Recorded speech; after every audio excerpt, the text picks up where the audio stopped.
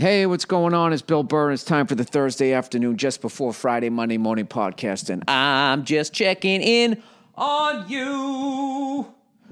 Guess where I'm in? I'm in my fucking garage, where every goddamn married guy gets sent every other fucking day. It's fucking unbelievable. I can't remember the last time I actually just got to stay in my house and there wasn't some fucking something coming over. Could you not do your podcast in the bedroom? Well, why can't I? I'm fucking making the payments on it. The plumber's coming in. He needs to plumb some plumbing. Oh, what? A plumber's going to get offended by my fucking language? It's unbelievable. Banished. Fucking banished. I'll tell you right now. I don't even want to get into it. I'm not even going to get into it. They're all warriors and they're all fucking victims. Anyway, well, I'm glad you guys really seem to enjoy that podcast I did with Paul Verzi. I got a bunch of, what do you call them? Fucking emails and shit telling me, yeah, that was the fastest 90 minutes of my life. And speaking of which, we have a new podcast email. The Monday Morning Podcast at gmail.com. That's where you send all your questions, all your comments, all your criticisms, all your feels, man. Monday Morning Podcast at gmail.com. And by the way, Paul Verzi this weekend's going to be at Levity Live. All right? If you enjoyed the goddamn free podcast, why don't you go out and spend a couple of fucking dineros out there and go see that guy. He's fucking out there crushing it. You can say you saw him at the club level when he would still meet and greet people after his show. But I'm telling you right now, Paul Verzi, when he makes a little bit of money. There's something white coming into his world. It's going to be either a couch, a Lamborghini, a leather jacket. It's going to be something. Angelic white. He did something the other night when we went to this fucking Lakers 76ers game, right? And like their two top guys, Joel Embiid and the other fucking guy didn't even play.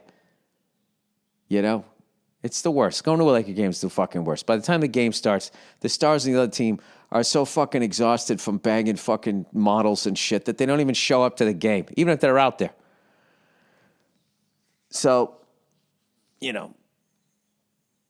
whatever. We're fucking sitting there watching the game. And then afterwards, we went in and there was a VIP area. We could actually smoke a cigar in the fucking Staples Center, which I did. I smoked my first cigar in like 50 days, but now I'm back to just not smoking. So I have no desire to smoke them or anything like that. So I got myself off them. So now it's just like, all right, the next time I'll smoke one will be next month in April. I'm going to a sporting event. And I imagine I will have one there, but I'm really thinking like, maybe not. So that would be like, I would like my relationship with cigars to be. So anyway, we were sitting there. We were sitting there in this little fucking room smoking cigars. There was no smoke eater, so we were in this fucking giant cloud. And there was this crazy Russian dude there, right?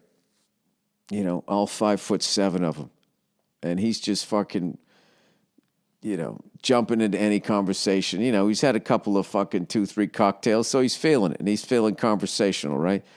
So at one point, I was just talking to this old Laker fan who actually knew the game, which is a very rare thing to find. I don't know where the fuck they all are. It's usually just, you're a hater, Celtics are bitches, like they just don't talk the game, and this guy could actually talk the game, so I was having a good time talking to him. I was like, I got to admit, I can't stand the Staples Center, just how far away the fans are, how quickly they get pushed away from the action, and how the Forum, which I saw the Kobe, Shaq, Del Harris, and I want to say Dennis Rodman was on that team too. I saw him way back in the day, over 20 years ago, at the old Forum, and how there was no upper deck. It just went from the floor just straight up, like an old college stadium, and you were on top of the game, and it was loud.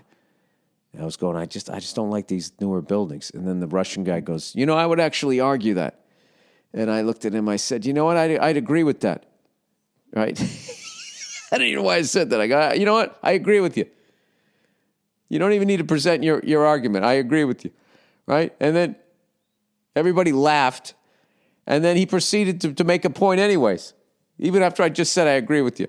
He makes a point anyways about the new Staples Center, and I just said, that's very interesting. You've completely changed my point of view. I never looked at it that way. I can't believe I was going to walk around the world without that information. Thank you so much for sharing it with me. Everybody was just, I found this new fucking thing. Because for the first time in my life, I didn't get sucked into a stupid argument. I was going to sit there and argue architecture of a sports arena with some drunk Russian guy in a 4-seat little fucking cigar area with no smoke eater. So like 3 more times I say something and this Russian guy's like, I would argue that. And I just kept going, you know what, dude, I agree with you. Oh, now you are fucking with me. It's just like, no, I just don't want to argue. Remember my first cigar in 2 months? I just want to sit here and enjoy it. I don't want to fucking sit here talking about foundations, degree of arches and shit. The fuck do I? You don't know anything about stadiums, neither do I. Do you like the Staples Center? Congratulations, you're here. Why the fuck do I want to ruin it? So anyway, we're sitting there and Verzi, we were, talking about whatever, and we brought up this one guy, and Verzi just goes, can I ask you a question? Is there something wrong with that guy? And then my buddy goes, I don't understand how you mean that. And he goes, is there something wrong with that guy? It's one of the most Italian things I ever saw him do. He made his statement, the listener didn't understand it and asked him to rephrase it, and he did while using the exact same words. Only an Italian can fucking do that. Is there something wrong with that guy? How do you mean that? Is there something wrong with that guy? Changed the inflection, and he moved his shoulders a little bit differently. I fucking laughed for like 10 minutes. He was just going, what? What did I do? What did I do? Anyway, we had a great time. And, I don't know. Those fucking, the LA games always stink. They just fucking suck. You know what I mean? How many times I saw the big 3 Celtics, they came out here and I'd watch them lose to the Clippers. They come out here and they go out and they fucking bang some fucking celebrity and they're all fucked out before the game starts. I'm telling you. If the fucking Bruins come out here and they play back-to-back, they got the Ducks and then they got the Kings. I'm telling you, do not go to that second game. They'll try on the first one, and then the second one, they're all fucked out. So there's one few gamblers out there. And they always do, they try to have the team stay down on Hermosa Beach. It doesn't matter. Whores have cars. They go down there and that's what they do. They just fuck them. Anyways, that's just my stupid theory. March 10th, everybody, Dean Del Rey's Bon Scott tribute at the Avalon in Hollywood. All right? Do not miss out. I'm going to be doing some stand-up there, playing some drums. Dean's doing his stand-up, then he's going to be singing with the fucking all-star band, doing the entire If You Want Blood, You've Got It live album from AC/DC on the 40th anniversary of the death of Bon Scott, one of the great frontmen in rock and roll history. Now, let me ask you this. If you don't want to be a part of that, then I think you need to get the fuck out of the country. Look at that. I was having such a good time, I forgot to do the advertising. All right, got to record it on my phone. Here we go. Butcher Box, everybody. Oh, these guys are my favorite. When it comes to quality meat, quality matters. But there's more to it than texture and taste. Better for you, better for the animal, better for the environment. Well, I don't know about the animal. It still ends up in the same place. What's your favorite cut of meat? How do you like to prepare it? Grill, cast iron skillet, broiled, etc. I like the pork chops, and I brown it up in the you know what I do. I brown it up on the skillet, I stick it in the oven, I finish it in there, and then I bring it back out, little garlic, rosemary butter bath, right? How about that? Luckily, there's Butcher Box. Butcher Box believes everyone deserves high-quality, humanely sourced meat. Never be without something to cook for dinner because there's always meat in the freezer. One less trip to the grocery store and a better, more affordable selection too. Each box has 9 to 11 pounds of meat, which is enough for 24 individual meals, unless you're a fat bastard, and you'll probably finish them in 6. I can customize my box or go with one of theirs.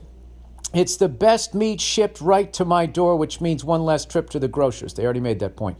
Options like 100% grass-fed and finished beef, free-range organic chicken, and my favorite, the heritage pork, wild-caught salmon, you don't know what they're going to do, and sugar nitrate-free bacon. ButcherBox is the most affordable and convenient way to get healthy, humanely resourced meat. With ButcherBox, you get the highest quality meat for just $6 a meal. They've said all this. And they even have free shipping nationwide, except Alaska and Hawaii. Right now, well, Alaska doesn't need it. They're killing their own foxes. Right now, ButcherBox is offering new members ground beef for life. That's 2 pounds of ground beef in every box for the life of their subscription, plus $20 off their first box. Just go to butcherbox.com/Burr or enter the promo code Burr at checkout. That's butcherbox.com/Burr, B-U-R-R, or enter the promo code Burr at checkout. All right, and lastly but not leastly, it's Honey. You know that Honey is the free online shopping tool that automatically finds the best promo codes and applies them to your cart, and you know how great it feels to save. But how does it feel to save with Honey? Saving with Honey feels like sliding into the seat on the train just before the doors close at night. I don't want to slide on anything in public transportation. Hitting every green light on your commute, I like that. Finishing up your podcast episode right as you walk into work. Feel free to insert your own example here. Putting on your jacket without blowing out your shoulder. Sorry, that's an old man thing. Personal endorsement. Please interject a personal experience of how Honey has saved you money. If you recently saved on a gift for someone, mention that. For instance, what did you buy that Honey saved you money on? Fashion, technology, gadget, travel. How much did you save? Be specific. Example, $43.75 on a video baby monitor. How did you feel when Honey saved you money? Example, surprised, excited, something fantastical, etc. About Honey, choose one bullet point to feature/discuss. Just hope if I talk all through that.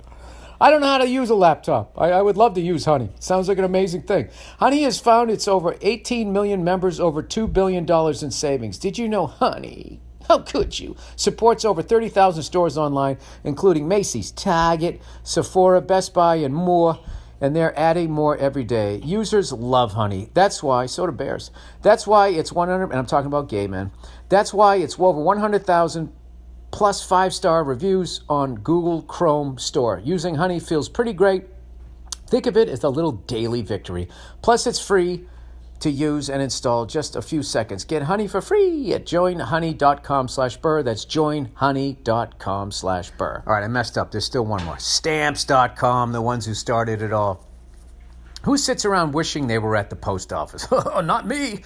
That's why you need Stamps.com. You can do everything you need to do at the post office on your computer. You heard me talk about Stamps.com. They've been sponsoring the show for over 7 years now. And if you haven't tried it, what are you waiting for? With Stamps.com, you can save 5 cents off every first-class stamp, up to 40% off shipping rates. That kind of saving really adds up, especially for small businesses. Plus, Stamps.com is completely online, which saves you time. No more inconvenient trips to the post office or having to deal with the morons in LA traffic. Whether you're a small office sending invoices, an online seller shipping out products, or even a warehouse sending thousands of packages a day, Stamps.com can handle it all with ease. Time isn't the only thing you'll be saving. With Stamps.com, you can get 5 cents off every first-class stamp and up to 40% off shipping rates. There's no equipment to lease and no long-term commitment. Stamps.com is a no-brainer, saving you time and money. It's no wonder over 700,000 small businesses already use Stamps.com. Right now, my listeners get a special offer that includes a 4-week trial plus free postage and a digital scale without any long-term commitment. Just go to Stamps.com, click on the microphone at the top of the homepage, and type in Burr. That's Stamps.com, enter Burr. People have been sending me a lot of shit about the coronavirus, saying, is this what you wanted, or all of that. It seems to me like it's the flu. There's a new strain of the flu out there. I think we're all going to be fine. You know what I mean? I understand it. And I think it's great that they're canceling a lot of these public fucking events like Coachella and that type of shit. It's just like, why? Yeah, let's just let the thing burn itself out. It's going to be fine. And I love when I see people wearing those fucking, end of the world masks. That's great. I love that there's somebody doing that out there. Because what if you have it? Great. Now I'm not going to get it. Or if I have it, I don't want to give it to you. I'm a team player. But I'll tell you what, it isn't going to work. It's the fucking self-imposed quarantine. Self-quarantine. Like some fucking douchebags. That's like having self-arrest. No ankle bracelet. You stay in your house here for 6 months. Okay, see you later. Scout's honor. Human beings are too fucking selfish. And they get bored too quickly for any sort of self-quarantine. All right, we have to go like China, okay? Everybody stay inside for fucking a month. Let's let the air clear up. If you go outside, you're getting shot. That's it, okay? Everybody freaking out. Well, what about people like this? What about people like that? And as a reasonably healthy human being, you know what I say? I say, what about them? What about them? Doesn't affect me? Then I don't care. Sorry, I'm trying to get in step with politics today. All right, here's another thing that I wanted to discuss here. MotoGP starts this Sunday. The greatest racing on the fucking planet. I cannot wait. What's going to happen? Who's going to do it? Huh? Is it going to be Andres Dovizioso? I watched this great thing on Jack Miller? I watched a great little documentary on him and the sacrifice that his family made so that he could race. It was really amazing. Really amazing. When I'll tell you something else, Australian guys are funny. His dad's funny, like the way he's like walled off from his emotions. It's very like fucking old school, reminded me of my dad. Like, you do what you do and, that's it. You went through this unbelievable hardship. Can you get it? Can you talk about it? Well, it was, definitely a difficult time. And, but, I do it again. We had to do what we had to do. But now it was, that's what happened.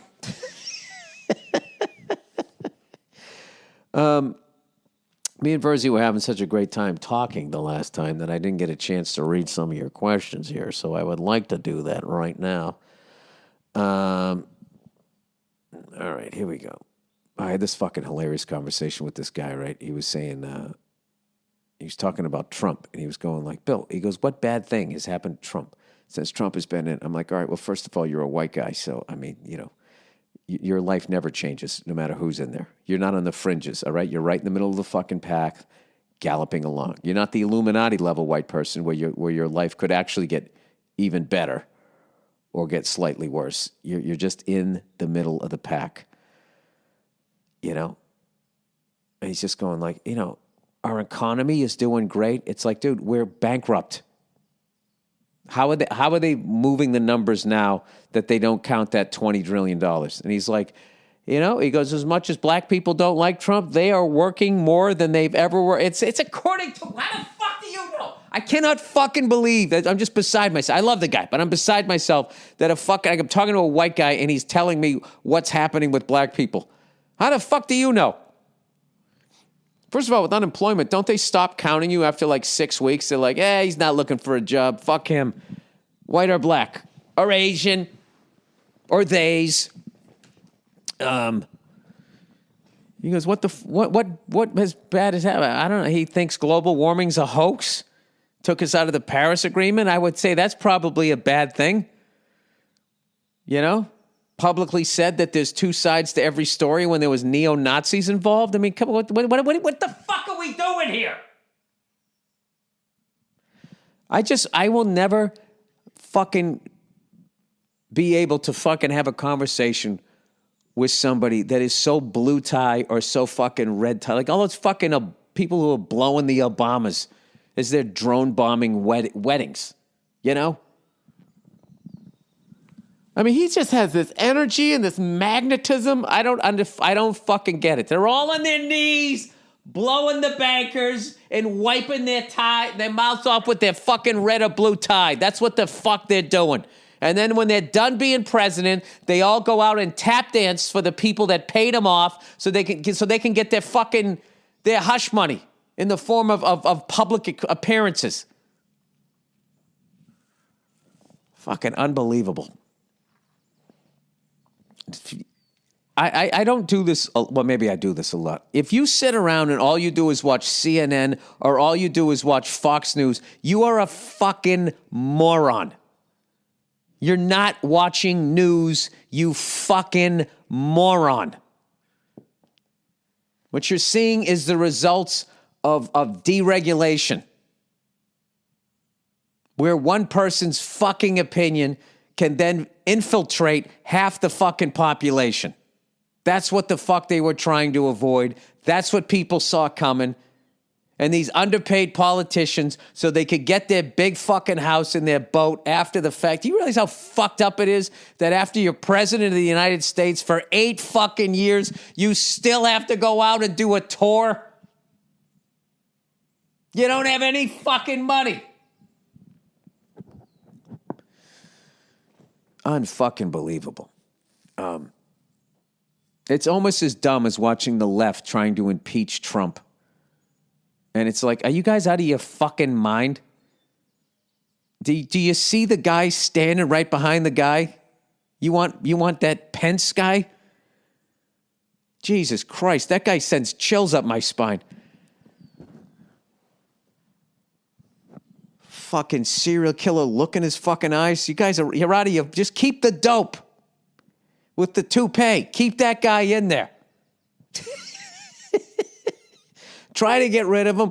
And then you sit there. How many fucking times are the people going to pick Bernie Sanders and the dumb Democrats are going to wheel another fucking company man with banker jizz on the side of his fucking mouth to fucking step in there for you again? Unfucking believable. I was so hoping that it was going to be Bernie Sanders against Donald Trump because just for the pure entertainment. Okay? Any top scientist is saying with this global warming, it's already too fucking late, right? So just for the fucking entertainment, before they pull the plug on this whole thing, I mean, the fucking pay-per-view level of Donald Trump versus Bernie Sanders debates. You know, I think that would be a fitting way for us all to go out, right? Just two old guys yelling at each other. I don't know. Sorry, I'm getting a little dark here. All right, let's get to some happy shit. So by the way, so if I run into you on the road, I don't want to hear your fucking political opinion. It's like talking to a sports fan who just watched somebody on his own team slew foot somebody and then try to say that it wasn't a fucking penalty. And then when the exact same fucking thing happens to his team, the other guy should be out of the fucking league. All right? I don't get it. All right. Rocket Man didn't believe in flat Earth, everybody. Hey, Bill, that dude took flat Earth money because he was broke. That's fucking awesome. He never really believed it was flat. Some of my friends do, though. There are some convinces arguments, but I'm not sold. Watch a few minutes of Flat Earth Doc on YouTube, and you'll see what I mean. Some stuff about the official story doesn't make sense. Lots of weird explanations about the laws of gravity. Do you guys ever think you're just too fucking dumb? You know, I love when, like, you're going to sit there and you're going to second guess shit that fucking scientists and astronauts did as just some fucking guy who goes down to a fucking sports bar and orders some wings. No, I'm not wasting my time doing that. I have one for you. Why don't you save up your fucking coins and go on a trip around the world, fly around the world, and take out your smartphone and just stare at the compass the whole fucking time. And watch yourself go west and come back around to your fucking house again. All right? I actually want to read this because I want to know, where does the sun go? Huh? Because if it's a flat earth, now the sun's moving. Is that what I'm to believe? Or are we tumbling on this flat piece of fucking, on a log?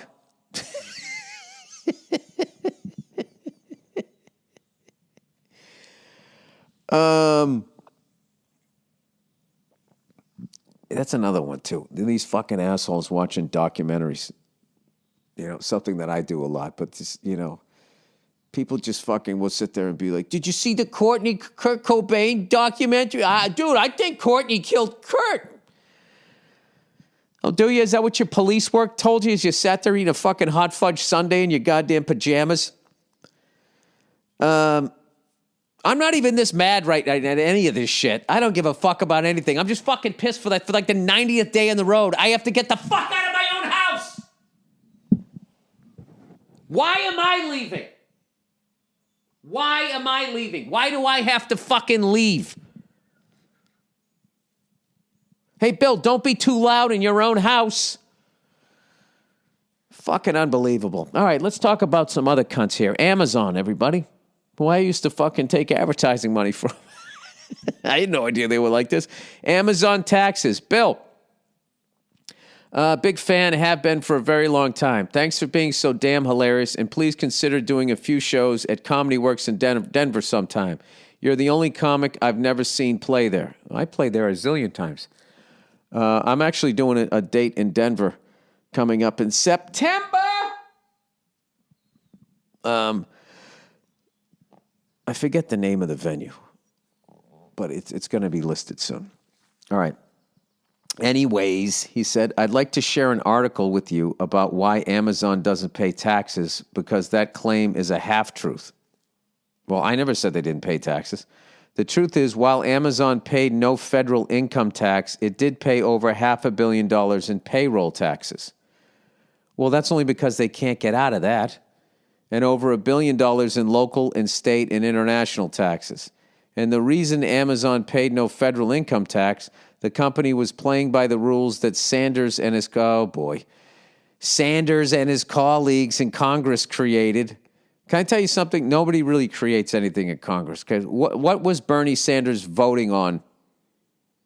I never hold any politician like when the other side goes, oh, this person did this.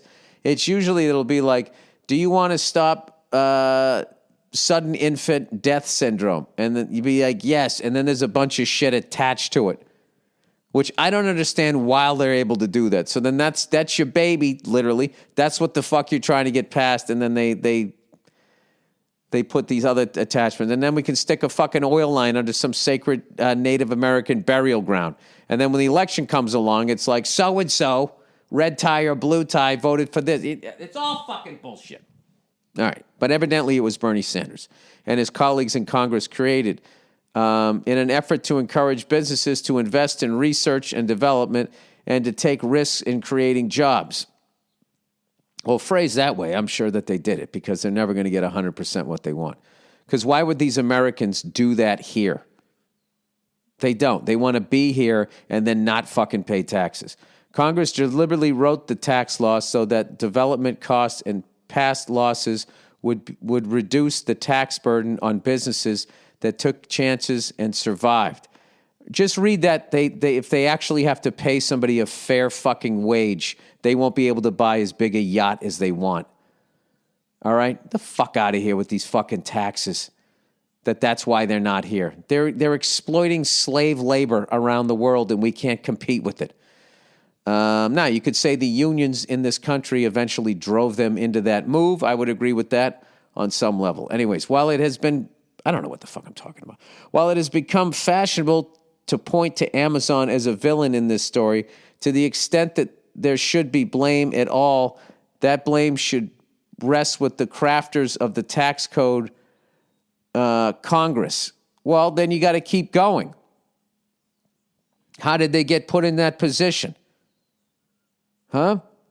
Also, if you're Amazon, you have billions of dollars. You can, with lobbyists, you can force these fucking people into doing what you want to do, so it makes them look like they did it.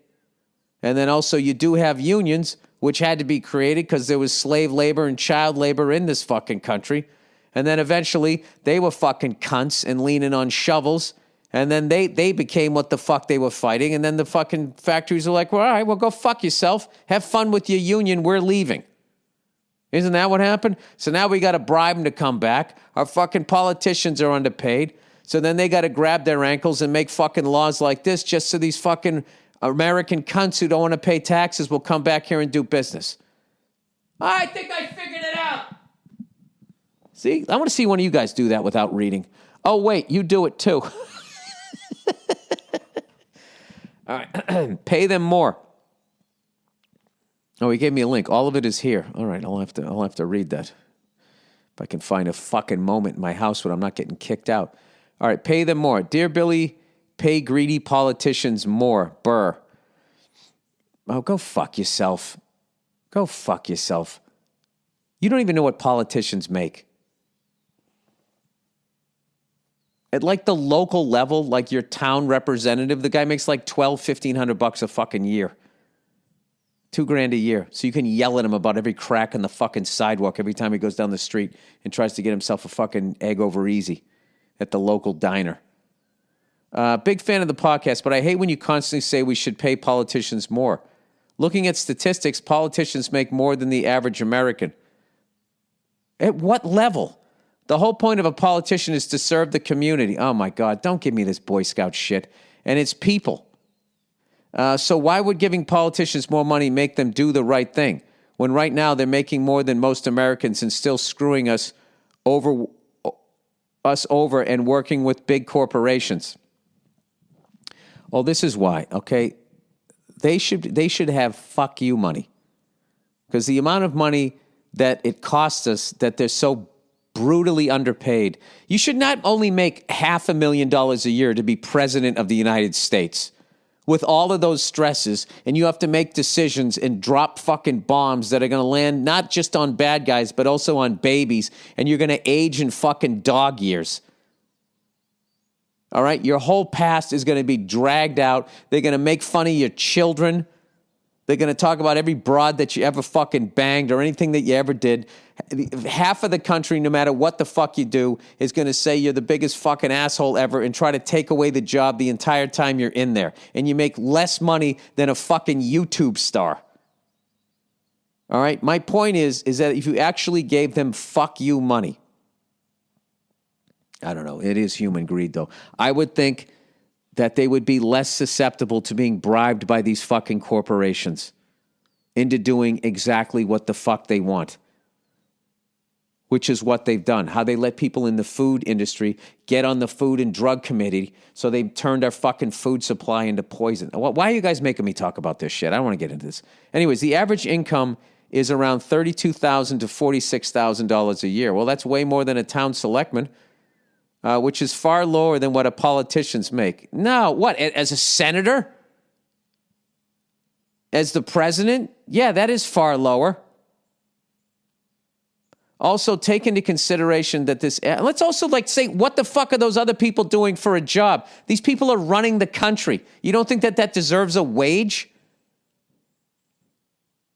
Which is far lower than what politicians make. See, this is what, look at, you're going to crunch the numbers the other way. Also, take into consideration that the average includes the 1% billionaires and millionaires that throw the statistics way off. Okay, well then if you're going to do that, then you have to throw out senators and the president's income. And then what is it? So you're going to sit there and you're going to take away the top 1%, the highest. You're going to grade your end on a curve and you're not going to grade my end on a curve? See, once again, this is why you shouldn't listen to this person or me. Members of the Congress earn a base salary $174,000 a year. Most are higher than that. All right, that's pretty vague. Governors are paid between $70,000 and more than $190,000. State legislators, an average of $81,079. Court-level politicians average close to $200,000. Local elected officials can make up to $200,000 depending on the city size. Yeah, I think they're all grossly underpaid, considering what they're doing. Running the country. Why is running the country do you make less money than 4 jerk-offs that created an app? How come they make less than that? Like, you're belittling what it is they do for a job. They're out there, they're supposed to be fighting for us, and they get paid peanuts. And all they do is get yelled at the whole fucking time. They get blamed for everything.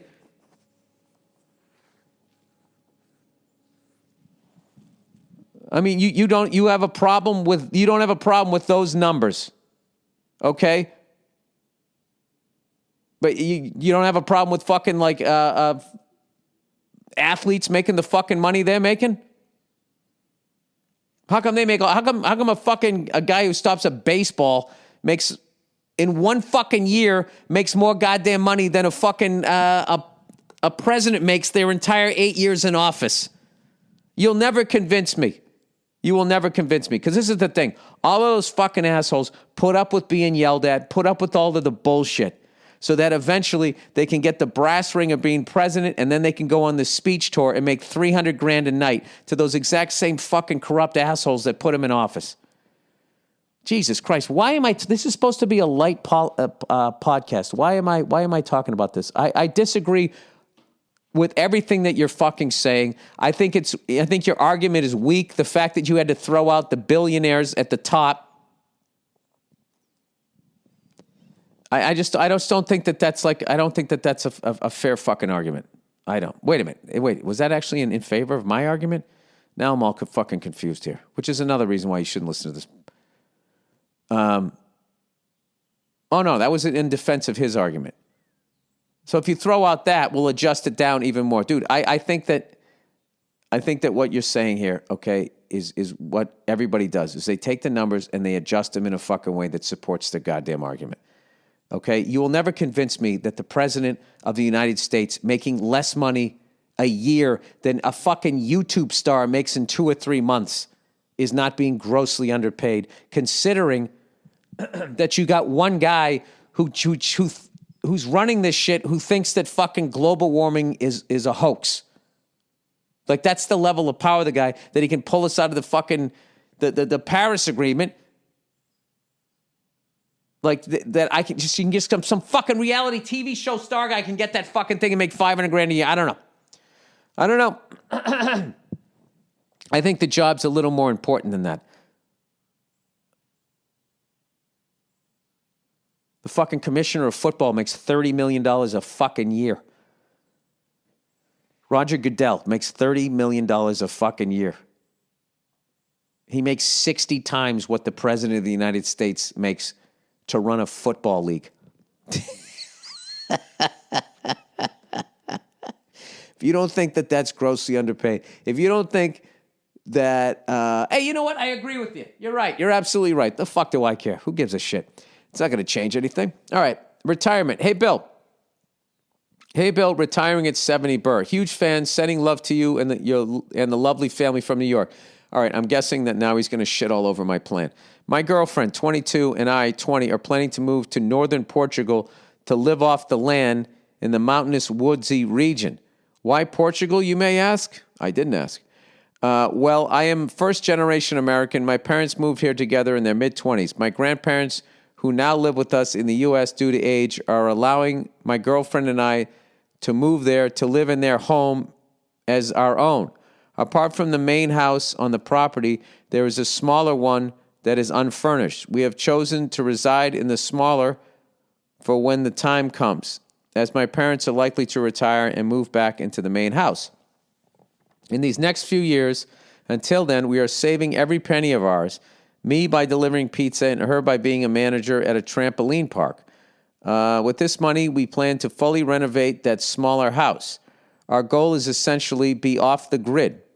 We want to have solar for energy, wood furnace for heat, chickens, sheep, fruits, and veggies, etc. We will need a tractor to maintain land for agriculture, carrying firewood from separate plots of land, mountainous woods that we are also fortunate to be allowed to use. The government offers incentive subsidies to individuals who have animals such as goats and sheep because they eat the underbrush in the forest, preventing forest fires. They also offer subsidies of things like diesel for people who own tractors and cultivate land. This is a long email. We mapped out how much we make, and our goal over the next few years is to have the very least $55,000.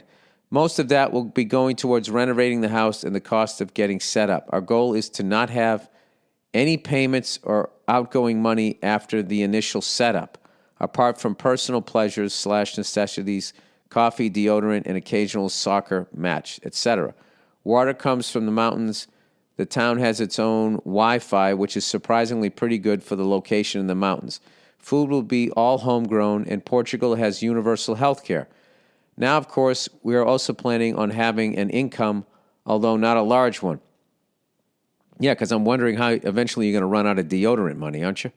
As I mentioned, over his years, my grandfather purchased plots of lands, some in the mountains and some flat pasture types made for harvesting grapes for wine, one of Portugal's largest exports. The woodlands offer many trees that can be chopped and sold to companies for lumber, which we plan to replant and do over and over again. Another way of income, which is, if I am being honest, will be an afterthought, at least until being comfortably established, largely because it is something I would have to learn how to do properly from other family members, that to do it as well there is planting grapes to sell to wine companies on the grape plot lands. For so long, I felt no motivation to go to school to get a job working for someone else that I truly would not enjoy. Now, I know some people just call that lazy, and I find this interesting. Now, this is obviously an overview and condensed to hopefully keep Billy, I've got a kid now, Burr's attention. I joke. Love to you and your family. Thank you for all the laughs you have given us. Be well. Well, good luck on that, sir. That sounds like you're going to work harder than you would ever have to work if you stayed in society, man. But I think that's cool. That could be a great, I can't say simple life. That's a difficult life, but a rewarding one. And you just kind of chill. Well, you can't really chill. You got to fucking bust your ass every day. But, eventually you build up, the trees and the grapes and shit. You got yourself your own little business. I think that's great. If what I heard, Portugal is absolutely gorgeous. So in the Pyrenees, that's the only thing I know about that. The Pyrenees separates southern France from... No, that's Spain and France. You guys are landlocked with Spain there, right? Well, that's great. Good luck to you. You told me not to buy anything, and I didn't. All right, dear Professor Burr, my name is Gabriel. I am 33 years old from Puerto Rico, and I'm currently living in Maryland. I became an instant fan the first time I saw your bit about how we are the only species that tries to save its sick or injured populations. That's why there is no traffic on the Serengeti was just brilliant. Oh, thank you. I was at a rock show the other night to see a band I have been following for about 15 years now. After taking a break from all the crowd surfing and mosh pit chaos, I found myself in line to buy some merch. As I looked at what was available, nothing jumped out at me, but being sentimental and all. Nevertheless, I tried to see what I could purchase that would not make me feel like I had just gotten ripped off after I got home and the adrenaline had worn off. As I handed my credit card to the store attendant with an autographed tour poster in hand, I recalled the advice you would give your younger self in a modest New York apartment. Why was I about to drop an extravagant amount of money on a printed piece of cardboard? You asked me? I didn't. I said, Bill, I guess I just want this moment to last forever. I put the poster down, asked for my card back, and quickly went back to the mosh pit where I had met a guy who would ensure I was always able to crowd surf when I wanted.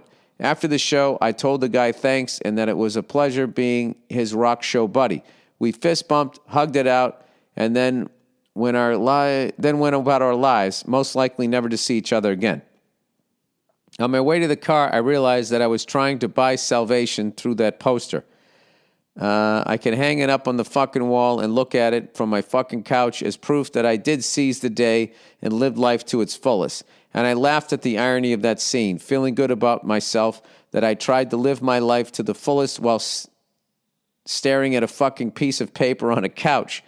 I am lucky I was able to put that piece of overpriced cardboard down and go back to sweating it out on the show floor with everyone else. If I had gotten the poster, I would have tried to protect it. I would have stared at the rest of the show from afar. I would have lived life from a distance as a fucking observer. This guy's going deep, or this lady. You told me not to buy anything, and in the process made me realize that all things come to an end. It's inevitable. We, therefore, take snapshots of life to hang on the wall in an attempt to make the moment last forever. God damn! This is fucking deep, but in the process, we're fucking missing the moment itself. I don't want to be the person holding the camera.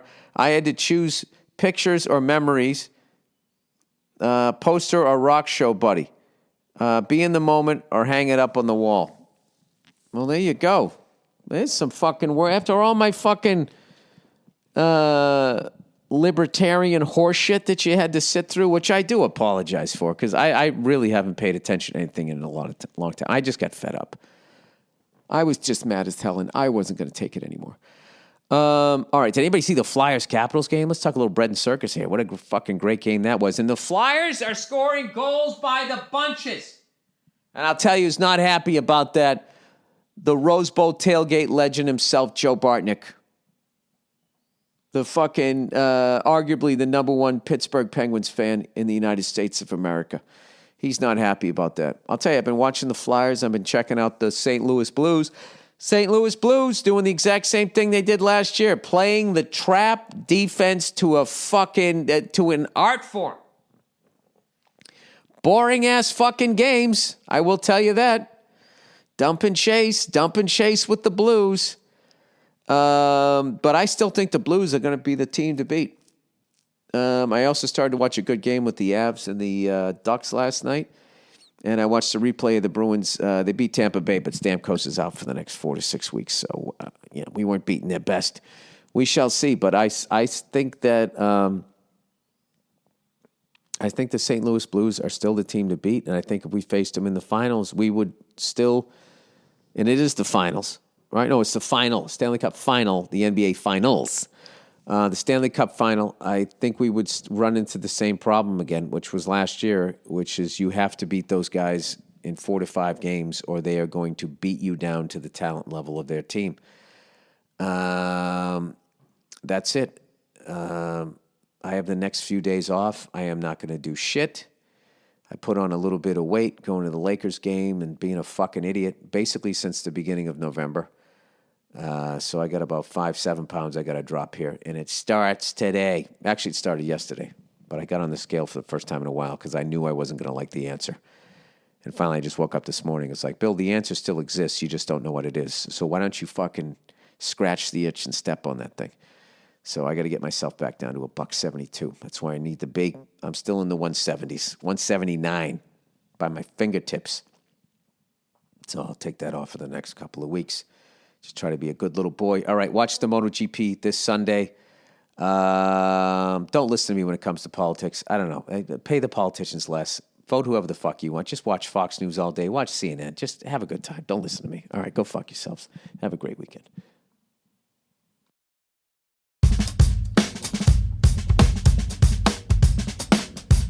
Hey, what's going on? It's Bill Burr, and it's the Monday Morning Podcast for Monday, March 5th, 2012.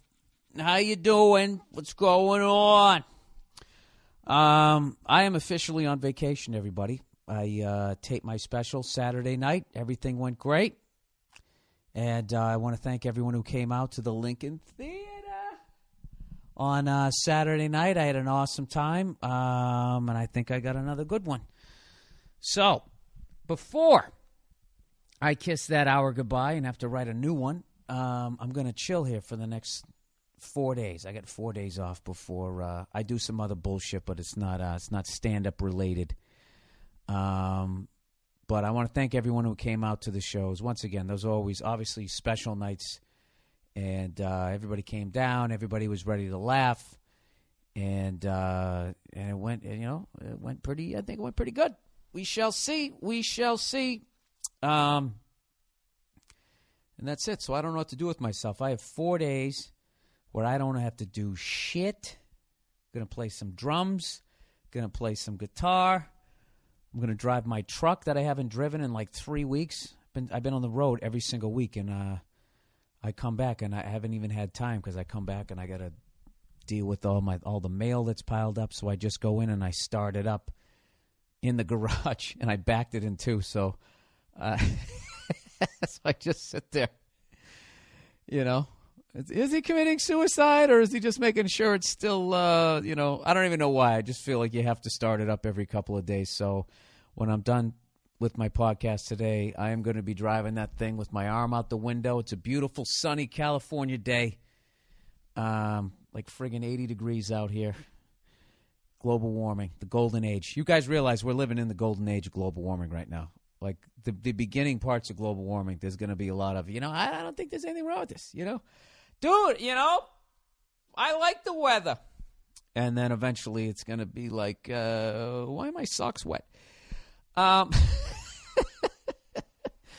Doing some fucking polar ice caps, kid. They're coming.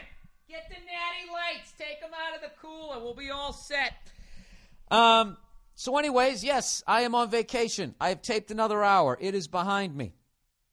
There's a lot of things I'm going to miss. I'm going to miss a lot of that hour, but I feel like this is like a transitional special for me. I really do, where just as far as, stuff I'm trying to achieve, it just trying to get better as a comedian. There's a few things on this special that I haven't had the balls to try on other ones. So, this one's a little bit differently. So hopefully some of the skills I'm trying to learn in this one I'll have down pat for the next one and add to my arsenal. And that's it. I worked with Seton Smith, opened up for me. Anybody who's wondering, I ended up, I worked with him like 4 or 5 years ago at the DC Improv. And then last year when I was on Jim Norton's tour, Jimmy Norton, when I was on his tour, the Antisocial Tour, Network Tour, that's right. It was me, him, Brewer, and Dave Attell. And we came down to D.C., and we had ran into Seton again, and he opened up for us, and he had grown by leaps and bounds, and he was awesome. So it was a no-brainer. Came back to D.C., and he knocked it out of the park again. And on a sidetrack, too, Jim Norton's tour, the Antisocial Network Tour, is back out, as far as I know, with a new killer lineup, him, Dave Attell, and then they added Artie Lang and Doug Stanhope. And Doug Stanhope has a new CD out, I believe. I just heard about it the other day because he's got such a great name. It's called Before Turning the Gun on Himself. And I heard the cover is just like a microphone in a blood-spattered wall. I don't know. I think he's fucking awesome. So anyways, even though I'm not sitting here in a Robin Williams Hawaiian shirt right now, that's mentally where I'm at. I'm psyched. I somehow pulled it off again. Fooled him again. Special went great. And I should be getting a rough cut of it coming up, and I think it'll be out by like October. And hopefully you guys will buy it. I twittered something because I don't like saying tweeting. I tweeted something. How I finally got a copy of that, a DVD copy of Black Sabbath live in Paris, 1970. And I'm sitting there watching it on the road, and just fucking Aussies are just one of the greatest frontmen of all time. It's Black Sabbath in their absolute prime. It's just such a no bullshit show. It's just 4 guys on stage, just blowing the crowd's heads back. They're just fucking unbelievable. It's just so fucking raw, and I honestly, it's the way it should be done. I think anybody who's ever going to play in a band should watch this fucking concert. So anyway, I'm talking. I twittered that I got the fucking thing, and I got like 3 people going, "Oh, I got it too," and then they show links to it on YouTube, as if I didn't know it was on YouTube. I got shit, you fool, and then they would show it to me there, and it's fucking ridiculous. If something's that great, you should pay for it. I think. I don't know if I'm coming off as like a fucking old man here, but if you're going to do shit like that, you can't bitch about music today and be like, what happened to music? It's like, well, that's what happened to music. It all became free. The whole industry collapsed. Granted, it was a piece of shit industry that was fucking people over, but it could guide you to some pretty amazing artists. As much as there's always been the Justin Biebers, because there has been, okay? Like I've always said, when the Beatles were making albums, so was Herman and the Hermits. Okay, so when they were making Rubber Soul, Herman and the Hermits were in a fucking studio down the hall going, I'm Henry VIII, I am, Henry VIII, I am, I am. Can you imagine writing a song that fucking stupid, and you can't even, you get to the second verse, you can't even come up with more lyrics, and then you somehow get away with, second verse, same as the first. I'm Henry VIII, I am. Right? That's just fucking... They got away with it. God bless them. All right? So nothing has happened to music. What's happened is the music industry has changed. So I think that's why it's made it. It's weird. Like there's more opportunity, but there's less. I don't know. There's less. Like I don't know how like a Pink Floyd would do it nowadays, or something like that. At some point, you need some giant machine to let everybody know that you're out there, right? I don't know. Maybe you don't. I don't fucking know. But I like owning the DVDs. The stuff that I really like, I go out and buy the DVD. I look at it. It's like having the gold behind your money, you know? Because just like the dollar, my computer can crash. My iPod can crash. All right? And then I just got this worthless fucking thing. But if I got the DVD, I can just go out and get some more currency and have that thing backing it up. Does that make sense? Well, if it doesn't, go read The Case Against the Fed. It's a wonderful read. So anyways, I was coming back from D.C., and I'm in the airport, and this guy just had this classic fucking hat. It was, first of all, the hat was like, it was a baseball cap, but the visor and the front part where you'd have the sports logo or whatever it says, that was all leather. And the guy was wearing cowboy boots, nice jeans, a really nice dress shirt, and a really nice sport coat. And then he had this hat on over his Tom Landry haircut, which I'm rapidly approaching. Or hairline, I should say. And it said, on the hat, it said, God, guns, and guts made America. Let's keep all three. It's just like, Jesus Christ. You know? Do you think that's right? Do you think God, guns, and guts did it? I mean, there's a lot of stuff that you can, because you can take that a bunch of different ways. Because, you know, depends on all how you define those three things. That's what I loved about that hat, because that hat could be a liberal hat or extremely right-wing, depending on how you read it. You know, take it at face value, it's extremely right-wing. You know, our morals are the Second Amendment and having the courage, being a stand-up guy. You know, get out there, you do what's right? That thing, or you could go the complete opposite way, where the dysfunctional way people use religion, guns would take care of the slavery and genocide, and guts would be all the all the gore that it took. I'm not trashing this country. This country came about the way anything else came about. That's how all societies come about. Somebody gets squashed, and then the people who win rewrite it. They put some nice music behind it, right? And they they tell some truths, and they kind of smooth over some other shit. But this is what I love about that hat. You know, I always wish that I had some sort of black belt in martial arts, but I've always been too lazy. You know, I'd like to have a gun, but I'm afraid of them. You know, but I still walk around at night a lot. So I think if I had a hat like that, who would fuck with you? There's no way you don't think that person's strapped. You know? We were going through the airport security, and I was like, this guy's at least got to have a knife in his boot. Like, why would you go that far to have a hat like that? I don't know. Maybe he just came to some meeting from the gun lobby. I have no idea. That's one of the things I'm doing this month, though. I've met a couple of people, and I'm going to learn how to handle a gun and, be comfortable around them, and then decide afterwards if I want to get one, you know, as opposed to just being like, I'm scared of those things. I don't know why we have. I mean, I know I'm one of those people, like, I'm terrified of them. I didn't grow up around them, and they freak me out, but I totally get them. I totally understand them, and I see certain stories on the news, and I think, well, if somebody had a gun in the house, that could have gone the other way, you know? I don't know. You might think I'm a fucking lunatic, but I don't know. That's how I look at it. I just sort of tapped out of that, didn't I? You know what? I think it's a good time now to read a little bit of advertising. What do you guys think? Huh? I don't care what you think. I'm on vacation. I'm not here to please you. You just called me into the office this week. You know, because you couldn't figure out how to put paper in the copier. Now all of a sudden I'm standing here, my fucking, where the hell is it? Where the hell is this? Stamps.com. Let's get on with this here. Stamps.com, everybody.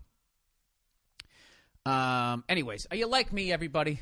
Do you hate everything? No. Do you hate going to the post office? Right? Sure, we all do. You know, when can you go into the post office and there's not a line wrapped around the building like they're selling tickets to a Bon Jovi concert in the Meadowlands? Right? Your love is like bad medicine. You know? And you go in there, and it's such a long line that you got to figure out what supplies you need. Then you got to carry them under your arm and literally be putting the box together as the thing, you know, the line moves forward, and you're sliding it up along that long table. And then you got the wrong size box, or you got the wrong, you know, envelope. Oh, that you wanted express, you have a priority envelope. You know, go back over there, fix it, and then you can come right back up to the window and endure the hateful stares of the 100 people who weren't here to see me tell you that it's okay to come back. Do you want to go through all of that? Wouldn't it be great if you could just handle it yourself in the privacy of your own home? Have you ever wanted to do your mail late at night standing in your underwear while eating a Pop-Tart? Well, with Stamps.com, you can do it. Yep, your time is valuable. It's important to use every minute wisely, so why waste your time going to the post office? Find parking, then waiting in line when you don't have to. Didn't I just say that? I think I did. I don't need to read the copy. I so believe in this product, I can come from my heart. Stamps.com. I love it. I actually use this shit, man. Maybe I should go back to the copy. You can buy and print official U.S. postage using your own computer and your printer. You can also, you know, print postage for boxes. They give you this little scale, which I love because I send out my DVDs to my gigs this way now. Just weigh the little box. You know, got my little Mr. McFeely visor on. Put that stamp on, you know. Toss that sucker in the mail, and I'm done. I show up, and it's magically there. I never had to stand in a line. I could be there in my underwear, listening to a CD. I can be screaming, you know, any word I want at the top of my lungs, trying to keep it clean. Trying to keep it clean here, folks. All right? And I know what you're thinking, because you're just like anybody else. You're like, you know what, Bill, that's all well and good. Having a post office in my house with a little scale. What's in it for me? I'll tell you what it's in for you. We got a special offer right now. Stamps.com for my listeners and my listeners only. Unless they're doing this with a bunch of other podcasts. I have no idea. There's a no-risk trial. Plus a $110 bonus offer. Includes a digital scale and $55 worth of free postage. Okay? But only if you go on and you use my last name, Burr. What you want to do is go to Stamps.com. Click on the radio microphone on the top of the homepage and type in Burr. Capital B-U-R-R. That's Stamps.com.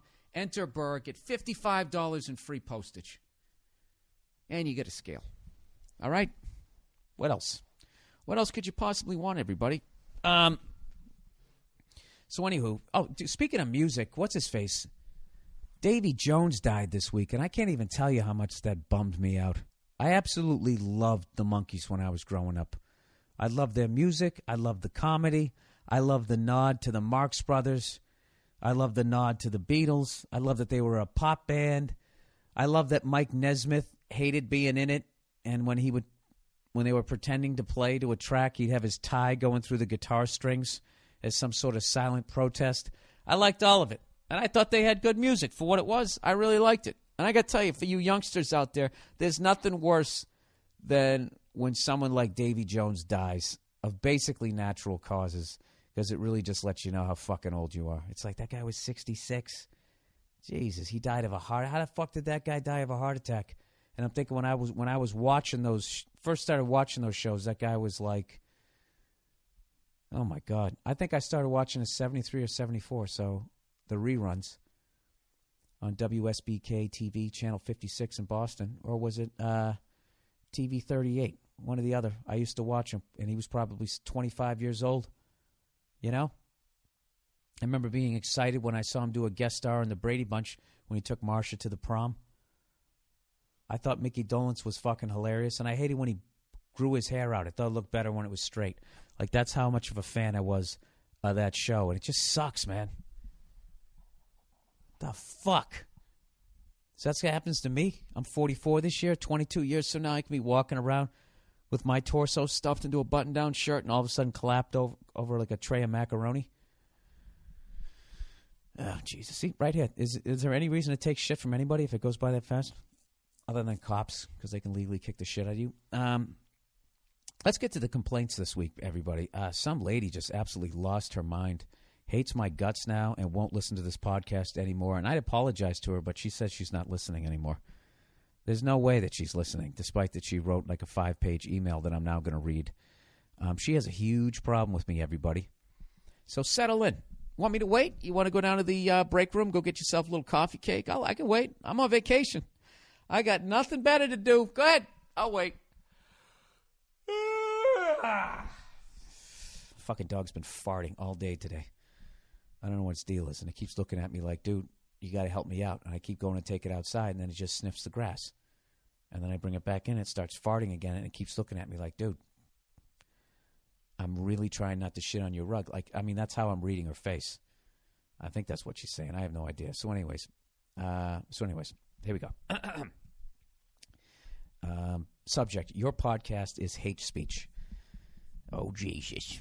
Bill, you probably won't read this. Or if you do, you will just dismiss me as a stupid cunt whore. But no matter. See, right there, she's already draped herself in the I'm brave and I'm going to plow ahead flag. Your podcast, as of late, has morphed into hate speech. You used to be funny, and I could brush off your hateful comments with a cringe and a shrug. Now, wait a minute. If they were hateful right along, why would you... okay, let's just plow ahead. But now you've gone too far for me. To feature a segment on your podcast devoted to the deplorable behavior of women is intolerable. For those of you new to my podcast, I've been doing this segment, which I think is hilarious and needs to be done, just to get you caught up before this lady gives me both barrels here, because believe me, she does. There's a bunch of shows out there that shine a light on men who beat their women, those pieces of shit, right? Trying to stop them from that behavior. There's a bunch of shows out there that will talk about how who are these guys, to say what a woman could do with her body. They'll talk about the glass ceiling, the old boys network, and all that type of stuff, and they shine a light on all of that. Okay? Which they should, because that is guys doing things that they should not be doing that is not fair to women. Okay? But my problem is not that they do that. My problem is that they never shine a light on shit that women do that is not fair to men. So recently, if I can drape myself in some sort of brave flag, I've been reading these stories about guys who are married. Their wife goes out, cheats on them, has unprotected sex, has a kid with another fucking guy, doesn't tell their husband, and by the time he figures it out, he has to pay child support for a kid that isn't even his, and it's totally legal. And then I had the audacity to say that a woman who would do that to her husband is a cunt. Evidently, that's hateful speech towards all women, according to this person. All right? Because she continues. And oh, does she ever continue. To feature a segment on your podcast devoted to the deplorable behavior of women is intolerable. How is that any different than someone spending 20 minutes a week on a different podcast featuring the deplorable behavior of black people? Why do they always go to black people? That's just like calling me the N-word. This is no difference than slavery. That's people in other groups always do that. Always do that. All right? Give me a goddamn break.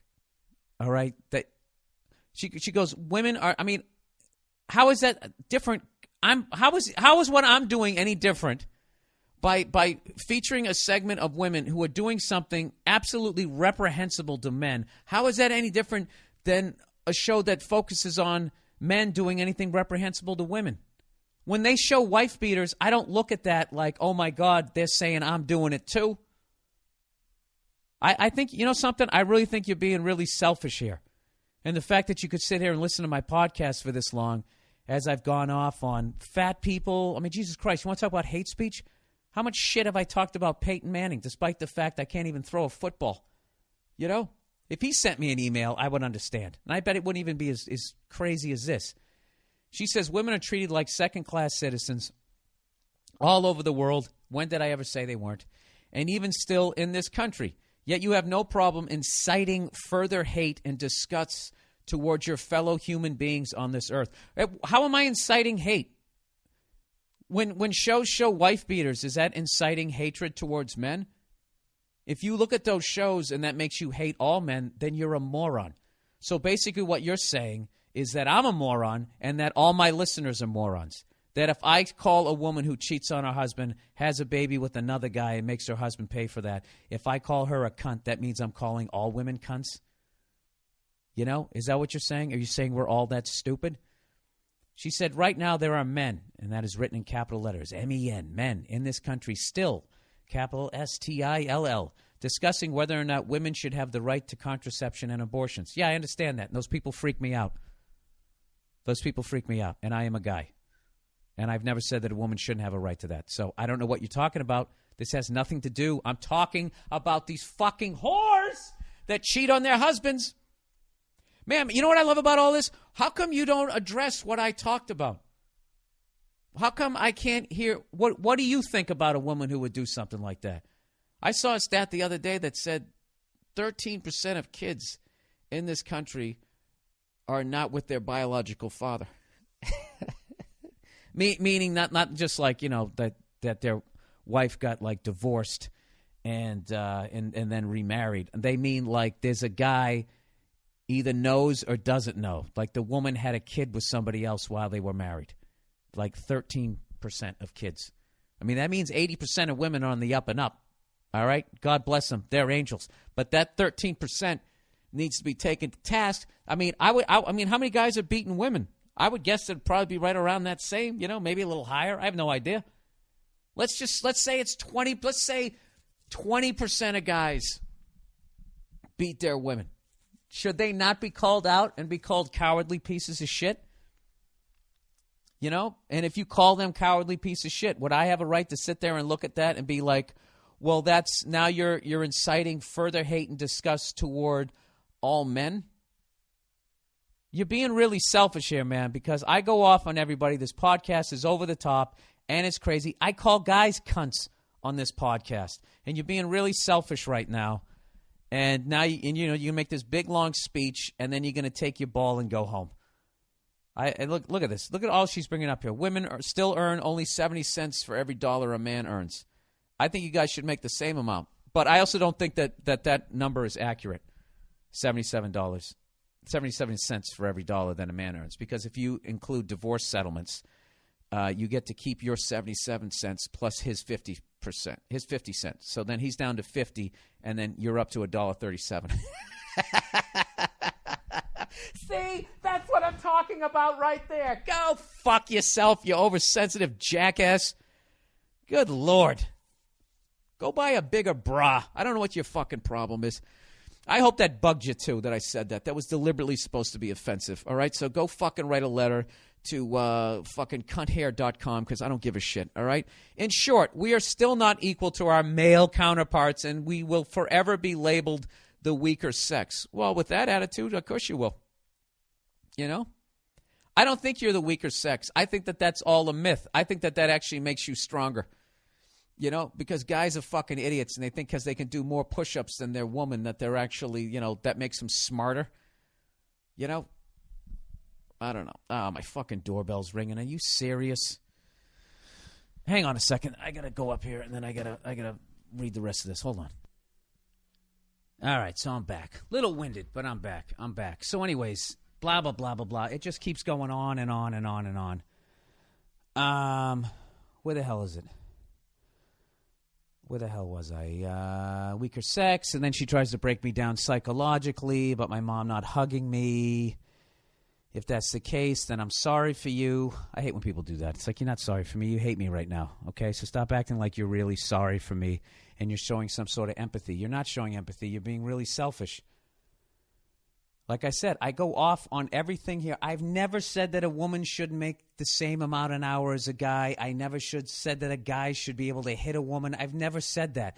What the thing I'm trying to shine a light to is that some of these divorce settlements are absolutely fucking ridiculous, and that when a woman cheats on a guy and has a kid with another person, and then the poor sap who married her has to pay for that, you don't think that's fucked up? Howard Stern just did a great story on it last week. Somebody sent me an email. He did a story about a guy who was in that situation, and he refused to pay the child support, and they said, we're going to send you to jail. He's going to go to jail because his wife cheated on him, had unprotected sex. Hey, to hell with AIDS. Let's roll the dice with my husband's life, right? Has unprotected sex, has a kid. He doesn't realize it, figures it's his because it's his wife's pregnant. Why would he think that it's somebody else's? He starts making the payments. Next thing you know, he starts raising the kid, figures out it's not his kid, and has a natural reaction. I don't want to pay for that. And the law is just like, no, you have to pay for it. Let me ask you this, ma'am. Do you have any empathy for that? You seem to have all this empathy for women and women's issues. And somehow I'm supposed to still respect you, despite the fact that you could give a fuck if there's injustices done on the other side. It doesn't make any sense. And I want to see, this is focusing on this issue. This is an issue for some reason that is just not talked about whatsoever. It's just sort of accepted. And I think it's absolutely deplorable. I think it's deplorable. So I have the right to talk about it. You know what I mean? And if you want to get offended and you want to be selfish and just be like, well, that isn't fair. What if I had a whole segment every week and all I did was talk about wife beaters? You know what? You'd probably send me an email. I just want you to tell you, I love your podcast even more. You are a hero to hear a man out there just letting these cowardly pieces of shit know that you'd be fucking over the moon about it. But now all of a sudden, I'm talking about women who are doing shit that you're not even doing. At what point in any of these stupid fucking rants that I've done have I ever said that all women are doing this? I never have. I never said that all women cheat on their husbands and have a kid out of wedlock. I didn't. All right? Do I make generalizations? Abso-fucking-lutely. It's a comedy. I paint with a broad brush. I'm fucking around, okay? Jesus fucking Christ. Stop being so goddamn selfish, okay? And if you don't want to listen to my podcast, don't listen to my podcast anymore. And other than that, go fuck yourself. I don't know. What she's doing is a pet peeve that I have. That happens to me sometimes when I do shows, and at the end of my shows, someone will come up to me and just be like, look, I have a good sense of humor, but subject whatever. My fucking phone. They'll just be like, you know what? That's never funny. That is never. Oh, the lovely Nia, everybody. Hang on one second. Hello. Hey, I'm taping my podcast right now. Is this urgent? Are you on the side of the road? We got AAA. No, the dog was farting, and I thought it had to shit in the house, so I took it outside, and then it just sniffed around and peed. Yeah, it was a pain in the ass. So I'm going to get back to the podcast, all right? All right, I'll tell you in a half. All right, bye. Anyways. Oh, and then she goes on to say that the terms I use will then cause, people to use as I fuck around and use these terms, she then thinks that people are going to use them seriously. You know what I mean? And I'm sure a few will, but that's not on me. Somebody who does that, it's because you're a moron. And it's not my responsibility to fucking babysit anybody once they're an adult. If you don't know not to call women these terms, okay? Although, I will tell you this. If, there is a time to call a woman a cunt, okay? And that's when you find out that your son is not your son. And you still have to pay for it. There's a reason that word does exist. All right? All right there, sweetheart. So I hope you come back to the podcast. I hope that you actually listen and will respond. And I don't want to hear another fucking word out of you unless you tell me what you think about those kinds of fucking women who do that, okay? And stop bringing up slavery and all this other shit and trying to drag all this other crap into it, all right? You stay in your own goddamn lane, sweetheart. All right? Good Lord. To compare yourself not being able to vote to being enslaved, really? That's another one that's a whole nother fucking topic. Every fucking person out there just tries to fucking jump on that. That's our N-word. Oh, go fuck yourself. Anyways.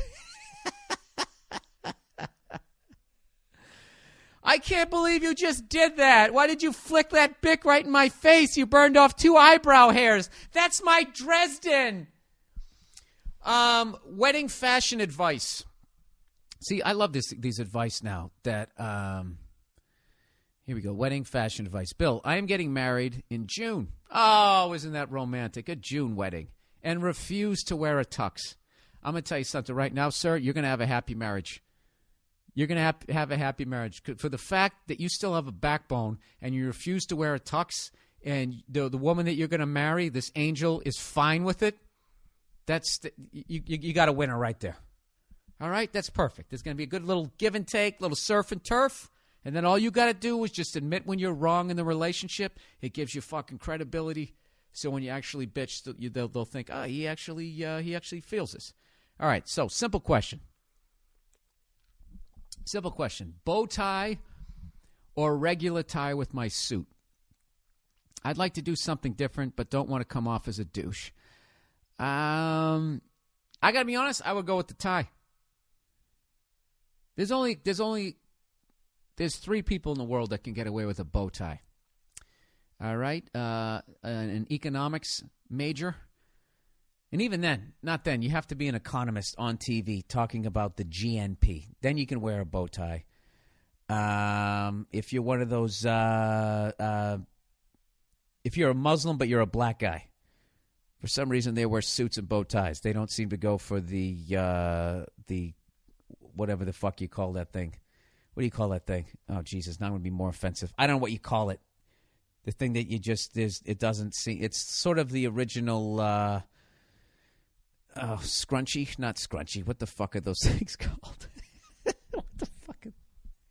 It's sort of the original Snuggie, except it's just all the way over you. Like, I don't think Muslims in the Middle East ever get cold when they fall asleep on the couch because they got that whole long thing over them, right? Oh my God, that was offensive. I'm from Syria and I listen to your podcast. I don't care. And the third person is if you make chicken for a lot of people, you could also wear a bow tie. Does Colonel Sanders, does that guy, speaking of slavery, tell me that guy doesn't look like he at least owns at least 12 slaves at some point in his life. I don't know, there's just something about him was very plantation-esque. Didn't he have that old South look about him? Oh, Belvedere, come here, boy. I don't know. Next time Nia comes on here, I'm going to ask her. She has a theory about, you want to talk about like advertising and that type of thing. She is convinced there's a KFC in Koreatown out here in Los Angeles, and she is convinced that they draw the Colonel Sanders a little bit differently to make him almost look like he's racially mixed. Like he still looks like Colonel Sanders, you know what I mean? But he looks a little, I don't know. That's what she says. I don't see it, She thinks they put a little dash of Mongolian in him.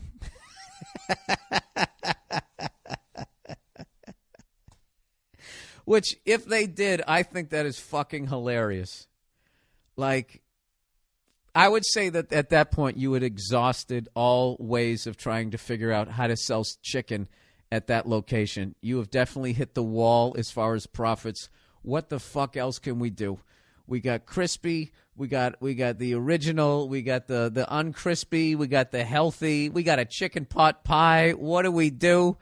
Hey, what if we made Colonel Sanders a little more Colonel Sanders Chen-ish? Make him a little more, just a little bit of Asian in the face, somewhere, maybe in the cheekbones or I don't know what, dash of Korean in there. You know what? I'll take a picture of it. I'll take a picture of that one, and I'll take a picture of a regular one, and I want to see if you guys can tell the difference. Because personally, I don't see it, but it makes me laugh. Every time we drive by it, both me and Nia start cracking up, and she starts presenting her argument. Going, look at his eyes. Look at his eyes. And I'm going, they look the same. She goes, I'm telling you, it's different. But the problem is we've never been. You can't look across the street and see like just a regular one. So I'm going to do the wonderful technology of the. Oh, speaking of that, you know what? I got the iPhone 4S. I finally gave into that shit. I will not be doing any fucking ads for this goddamn phone. This thing, Jesus Christ. I might as well have bought in a Fiat. This fucking thing is such a pain in the ass. The goddamn home button every couple of days craps out, and then I got to go down to the thing. You know, to have one of those geniuses figure it out. All right? And I know what you're going to say. Well, dude, just reset it. You just hold down the power button and that home button together and wait till the applicant. I did that. I did it. It's not working for me. So now, on my vacation, I have to go back over to the fucking iStore and talk to those people and make an appointment and have them, I don't know. The exact reason why I never got the phone was because it always crapped out. All right? I don't need a phone that can take amazing pictures and amazing video, but I can't use it as a phone. It's a pain in the ass. So fuck the iPhone. All right? And did you hear that? Ghost of Steve Jobs. All right. So anyways, yeah, I would go with the tie. But you know, if you're gonna not wear a tux, which is really funny because a tuxedo is really just some cheap fucking thing that you get down the street that somebody's worn to God knows how many different events. What I would do is I would get like a suit like you were going to go do a talk show like Letterman or something. Just get the best suit you possibly could have, some unbelievable shoes. I'd even go with the pocket square cufflinks. Just look like a fucking $1,000,000. Yeah, but definitely don't do the bow tie, man. That's Jesus Christ. Then you would look like a douche. The only time a guy can wear a bow tie and not look like a douche is if he is wearing a tuxedo, I think. Because then they got like the colored buff buttons and that little half a man girdle, the cummerbund that they have down there. All right, Bill. Flight made simple. Do you guys remember a couple weeks ago when I was talking about how I didn't understand? I just don't understand how a plane stays off the ground. I've had people try to explain it to me a zillion different ways. You're surfing on the air, the lift, the under the wing, over the wing, all this shit. This person's going to try to explain it to me. All right. Bill, in regards to your previous podcast where you wondered how an airplane flew and resigned yourself to lifelong ignorance, there are two basic principles at work here. I won't bore you with jargon or math. The plane wings are shaped so that air is pushed downward when it comes in contact with the bottom of the wing. All right, I got to read this over and over again to get this. The plane's wings are shaped so that air is pushed downward when it comes in contact with the wing. Are they? I guess they are. Well, if I stuck my hand out the window, if I had it level, if I wanted to push it down, then I would tilt it forward. But I think they're tilted back, aren't they? Oh, but when it goes over it, it pushes it down. Dude, there's no way. You're going to have to sit here and, like, you're going to have to hold my hand and walk me through. You're going to have to be in the room. There's no way I'm going to be able to figure this out. All right. The plane's wings are shaped so that air is pushed downward when it comes into contact with the bottom of the wing. This produces a force equal to the one the air was pushed with in the opposite direction. And I'm tapping out. I don't know what that means. This produces a force equal to the one. What one? To the one the air was pushed with in the opposite direction. Okay. Secondly, top of the wing is shaped so that the air flowing over it is going very fast, faster than the air flowing underneath the wing. Yeah, people have told me this. I don't get it. The faster the air flows, the less pressure it puts on the wing's surface because the air on top is moving faster, the pressure on the bottom is higher. Dude, this is the thing. I need to go all the way back to, like, basic principles of physics. You know what I mean? This is like I'm trying to teach you how to play drums, and I'm showing you an intermediate drum fill, and you can't even play a beat yet. I had no scientific background whatsoever. So if you can suggest hey, kids, Uncle Schluby is going to teach us about physics, right? And there's got a picture of some guy dressed in a mascot suit. I want to start with a science book. Uncle Schluby? I'm sorry, I couldn't think of fucking any. I'm on vacation. There's going to be no funny this week. Bill, how do I handle the parents of my son beat up? Jesus Christ. You know something? I deserve this because I said stop asking me advice that has to do with relationships because I was sick of that shit. And as much as I'm enjoying all of these, I have to, like, now make sure I don't get in trouble legally. So before I answer that, speaking of legally, let's read some the other fucking advertising for this week. Where the fuck did I do with it? Oh, there it is. All right, spot number 2. All right. I already showed you how you didn't have to go to the post office. How would you guys like to have an arcade in your own goddamn home? Would you? Wouldn't that be great? Are you sick of going down to the video store and sitting there talking to can I help you? Can I help you with something? Talking to those nerds. What do you think about this one? What do you think about that one? It's all about staying in your house, everybody. Getting some powdered food, having your own windmill, right? Putting stamps on your own envelopes that you printed out yourself on your computer. Let's go to the next level of becoming a complete hermit. Gamefly.com, everybody. It's the video game rental system that delivers video games to your door and now PC games right to your PC. What's wrong with the Mac? Gamefly has over 8,000 titles to choose from and works with all systems. Monday Morning Podcast listeners get a 15-day trial, free trial, by going to www.gamefly.com/Burr. www.gamefly.com/Burr. Burr. All right, and what do you get? You get 8,000 different titles. So I would have to think that that's basically everything from I'm going to shoot you in the face all the way down to Pac-Man. I mean, they got everything, all the classics all the way up to the top. I mean, they have to. 8,000 titles to choose from. And this is the thing, even if you don't want to do it, for 15 days, they're giving you a free trial, just like a drug dealer. Gives you a couple of free samples, right? You hit the needle a couple times, they got you hooked. You know? Except rather than ruining your life, you'll still be able to go to work. And you know what? You're going to be able to deal with your boss even better, because you know the second he's done running his yap and that whistle blows and you slide down that dinosaur into that car you use with your feet, you're going home to 8,000 different games. All right? 15-day free trial. Gamefly.com/Burr. Okay, that's it. All right, back to the podcast. Let's see if Bill can try not to get sued here. So this guy's writing me this thing. He's dealing with the parents of the kid his son beat up. Well, that's got to make you feel good that your kid won, as much as this is probably going to have to do with something of a lawsuit or something. Hi, Bill. I was listening to one of your earlier podcasts about when one of your listeners has been getting shit from his neighbor because of driving too fast in the neighborhood. You followed up with a hilarious dialogue of how he should handle his neighbor. That also brought up memories of how you thought. It also brought up memories about how you thought about talking to your downstairs neighbor was the most ridiculous move ever. So that got me thinking. I have a son in the 7th grade who just served a suspension last week for getting into a fight with another kid. You know, it's funny that your son is in the 7th grade, because that is right at that tipping point where fights aren't just, headlocks, and all of a sudden people are starting to, hit puberty. All of a sudden they weigh over 100 pounds. They're a little more coordinated.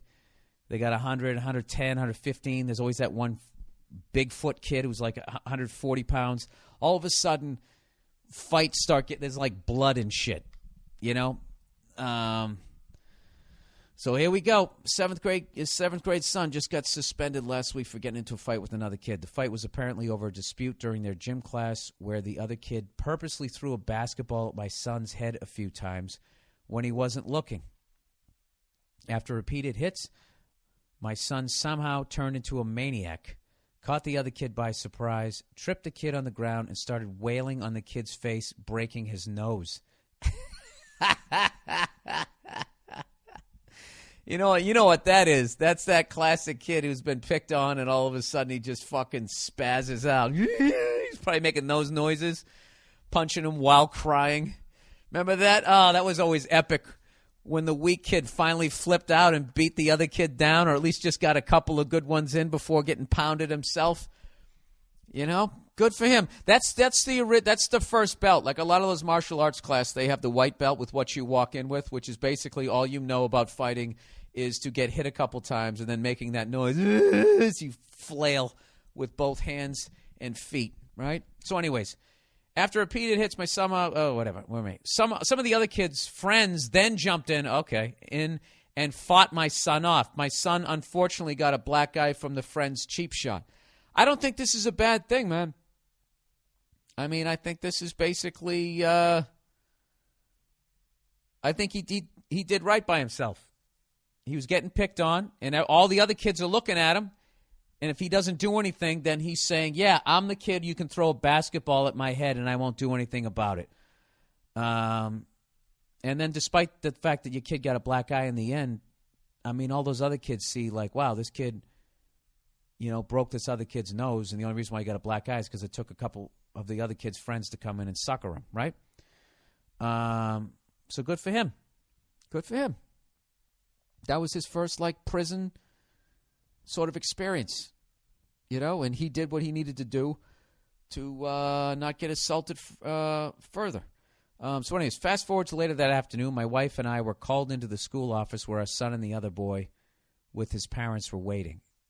We had a conversation with the school counselor. During the conference, the other boy's dad was extremely pissed off and literally wanted to sue me. Oh, Jesus. Isn't that amazing? It's just people, they love their kids so much they can't even see where they kind of got what they deserved. Anyways, he said, at least this is this guy's version of it anyways. He said, I was calm and I politely asked him to relax. At that point, this dad wanted to fight me. Once the counselor calmed the room down, this dad muttered under his breath while facing the counselor, He's lucky we're here or else I would hurt that son of a bitch. Oh, Jesus. I immediately responded with, what did you say? The dad didn't turn his glance away from the counselor but smirked and responded quietly saying, you heard me, asshole. Oh, Jesus. I love when people say, you're lucky I didn't have to go home to my mom or else something would have happened. I immediately lost it because I can't stand passive-aggressive shit. I asked if he wanted to take it outside, but he kept smiling and nodding his head. He then looked at his beaten-up child and said, you see, son, don't ever turn out like this asshole right here, while pointing at me. Oh, dude, right there. That just made me want to rip his throat out. Dude, you took the bait, though, man. You took the fucking bait. He totally said that shit just to make you flip out. You know what this guy's like? This guy's like a Claude Lemieux, except he can't make you win a cup. He's basically doing that shit when the ref isn't looking, and then you're retaliating, and then he's making you look like a douche. So anyways, he goes, I immediately lost my shit because I can't stand passive-aggressive, blah, blah, blah, blah. My wife grabbed my arm and asked me to please sit back down. Your conference ended shortly after that, and the two boys were suspended the next day for fighting. In the future, sir, just like when someone is being passive-aggressive, you just don't react to it. It's unbelievably hard, and I don't know how to do it, but I'm really good about giving advice. I mean, now that I'm sitting here calmly as the Monday morning podcast quarterback here, the second somebody, he's lucky we're in here. That's you can just be like, just say to your son, oh, you hear that? We're lucky we're in here, or else this guy would have done something. Thank God this 140-pound guidance counselor on the other side of a desk is stopping this guy from turning into a superhero. Whoo! I'm counting my lucky stars.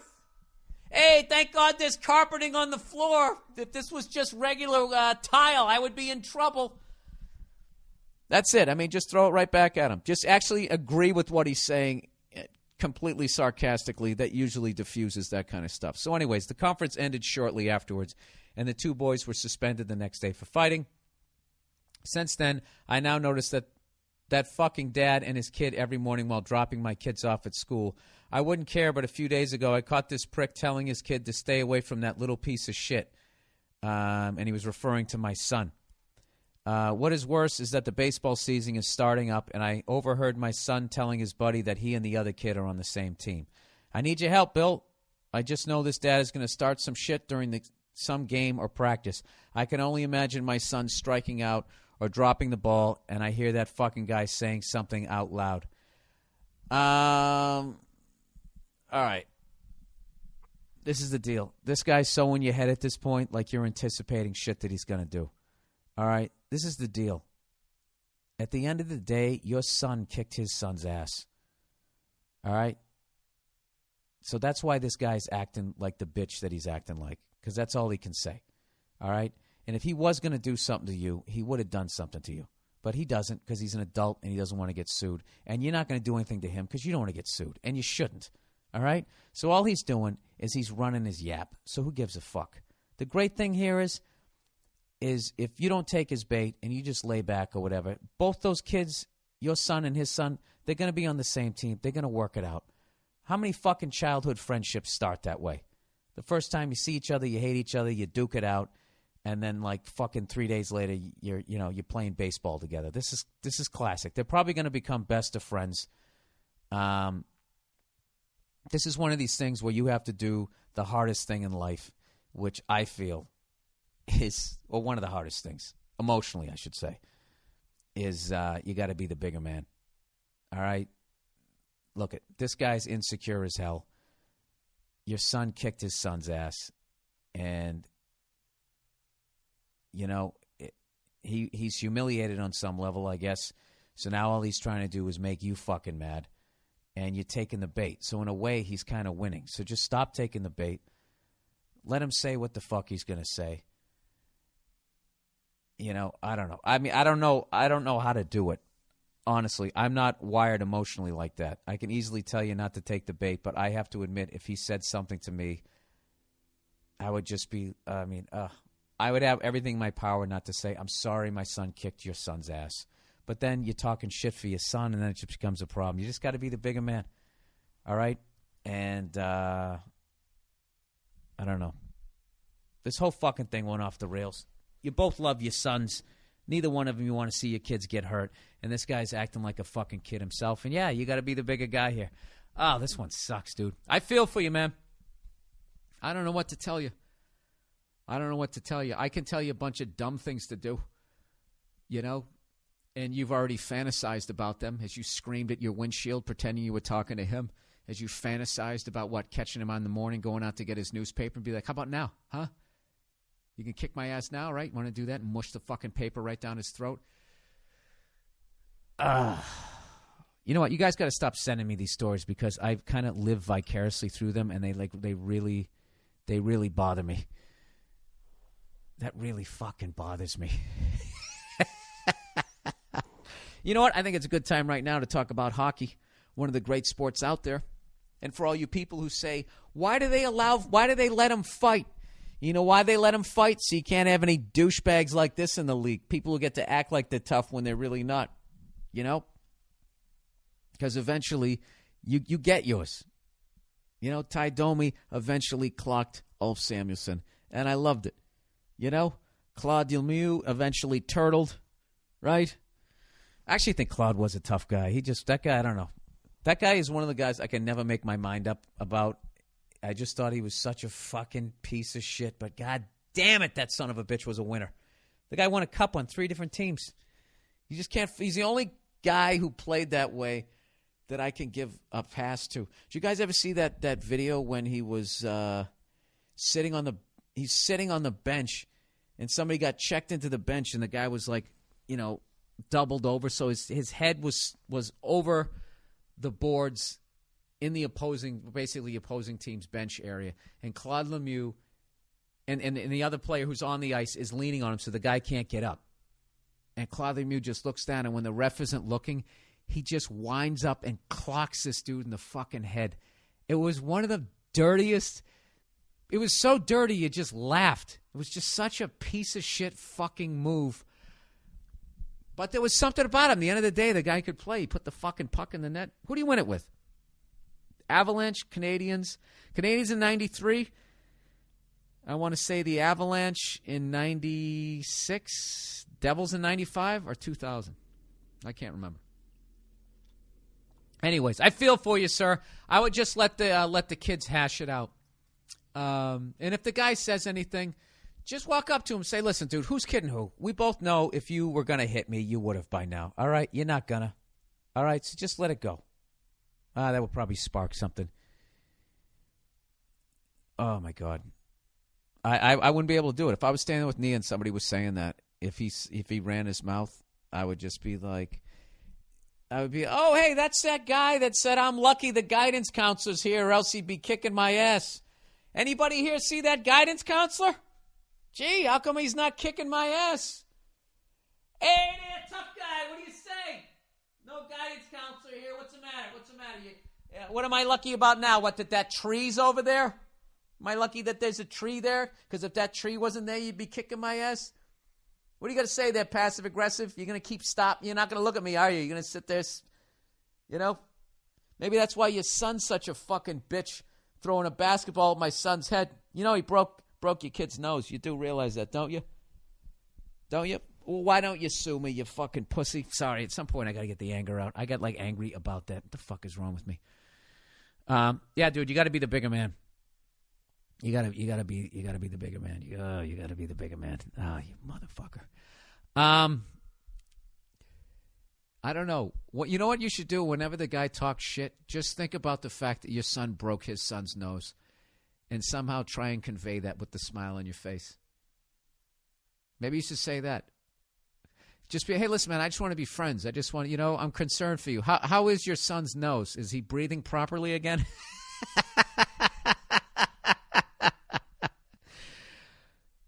Oh, that would be the dumb thing to do, sir. The big thing to do is just to be the bigger man. But oh my God, no! Listen, don't anticipate him saying anything. I'm willing to bet that they're gonna end up being friends.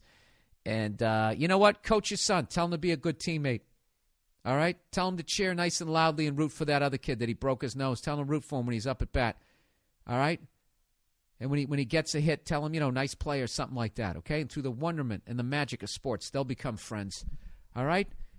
And that'll be great. And then one day, your son will go over their house, and he'll have to actually be a nice guy, looking at your son's right or left hand, wondering which was the one that smashed his son's face.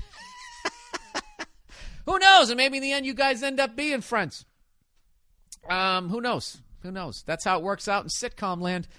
Good luck with that, sir. That is a podcast for this week. Oh, I forgot to bring up the wonderful skatefenders.com. Guys, I cannot say enough about this product. If you play hockey, and who likes taking a nice slap shot off the foot? I know I don't. How many times you gone out, you're all excited, you had a bad day at work, right? You're having problems with your girl. Maybe you don't have a girl, right?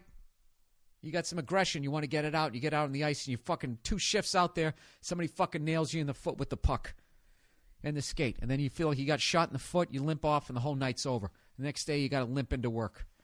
Sucks, right? Wouldn't it be great if somebody came up with some protection for your feet that was lighter than a goddamn sock and you wouldn't even notice when you wore it? Well, the people at skatefenders.com are excited to announce Skate Fenders. They fit right over the boot of your skate, and they're injected and molded of high-grade, lightweight, impact-resistant polycarbonates that protect the feet of hockey players. It's effective in reducing painful, debilitating impact injuries.